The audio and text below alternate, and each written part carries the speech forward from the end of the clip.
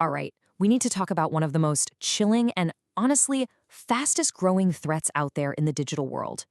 It's a scam so clever, so sophisticated, it literally paralyzes its victims with fear and turns their own homes into a kind of virtual prison. Just picture this for a second. Your phone rings, but the voice on the other end isn't a friend. It's stern, it's official, and it sounds completely convincing. They tell you they're from the police, or maybe the CBI, the Central Bureau of Investigation. And here's the really scary part. They don't just have your name. They might have your address, your Aadhaar number, and they hit you with a terrifying accusation. Money laundering, maybe drug trafficking. You know, the kind of crime that could just ruin your entire life. Before you can even catch your breath, before you can even think, they tell you you're under arrest. Not with handcuffs, not in person, but digitally. Right there, over the phone. And look, this isn't some plot from a futuristic movie. This is a very real and very, very costly phantom menace that's sweeping across the country. And it's affecting thousands of people from every walk of life you can imagine. So just how costly are we talking? Get this. In 2024 alone, people in India lost a staggering 22,845 crore rupees to cybercrime. That's not just a number. That's people's life savings, their retirement funds, all just gone. And it's not like this is happening to just a handful of people. In that same year, there were over 3.6 million reported cybercrime cases. This isn't just a crime wave anymore, it's practically an epidemic. So, what in the world is a digital arrest? Let's be crystal clear about this. It's a completely made-up term. It's 100% fake. It's just a tool, a psychological weapon these criminals use to prey on our respect for authority, create absolute panic, and then extort our money. You know, what's kind of fascinating, in a really terrifying way, is just how perfectly these criminals build their lie. So let's pull back the curtain, let's deconstruct it step by step so you can see right through their playbook. It's a classic 5-stage trap. It all starts with impersonation. They'll even wear fake uniforms on a video call. That leads straight to panic when they accuse you of that horrible crime. Then comes the crucial move, isolation. They demand you go into a room alone on a video call so no one can help you. To make it all feel real, they fabricate evidence, sending you fake warrants on WhatsApp. And it all leads to the endgame, extortion. They demand your money to make the whole nightmare just go away. And listen, this isn't a hypothetical. This is an actual quote from a scammer recorded by one of the victims. You must stay on this video call. It just shows you they are absolute masters of manipulation, using the authority of a uniform to create pure terror. And the impact of that terror, well, it's just devastating. We're not just talking about stolen money here. We're talking about stolen trust, stolen dignity, and in the most tragic cases, stolen lives. And don't think for a second that this only happens to certain people. It can happen to anyone.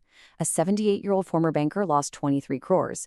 An 82-year-old retired army officer lost over 3 crores. Even top business leaders have been tricked. And in the most heartbreaking cases, the cost is so much more than money. A couple in Karnataka lost 50 lakhs, and unable to cope with the loss, they took their own lives. The trend here is just alarming.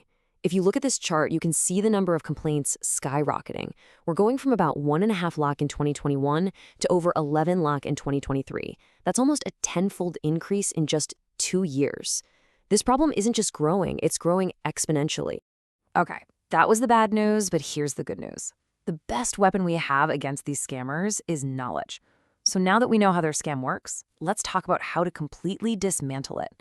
This is your defense playbook.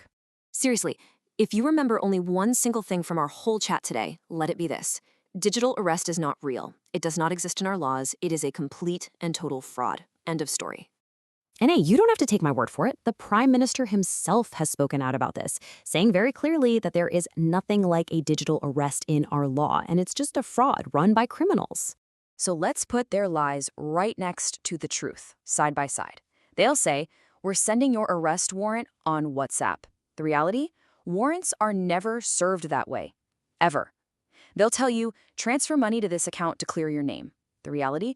No real agency, not the police, not the CBI, nobody will ever ask you to transfer money into a personal account. And being aware, being vigilant, it really works. This is a quote from an amazing bank manager who noticed one of his customers acting strangely. She was trying to transfer over 1 crore rupees, hiding her phone. He just knew something was wrong. And because he spoke up, he saved her entire life savings. So what do you do if you get that call?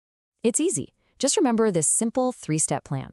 First, verify and disconnect. Real law enforcement doesn't arrest people on Skype. Just hang up the call. Second, never pay. Do not transfer a single rupee. Don't share any OTPs. And third, and this is crucial, report immediately. Call the National Cybercrime Helpline at 1930. The faster you report it, the better the chances are of getting the money back. And the really good news is you're not in this fight alone.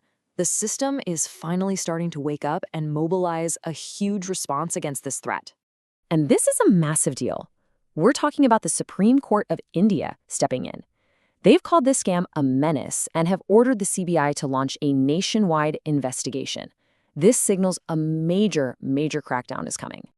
And this is all part of a bigger strategy, attacking the problem from all sides. At the national level, you have the 1930 helpline and the I4C.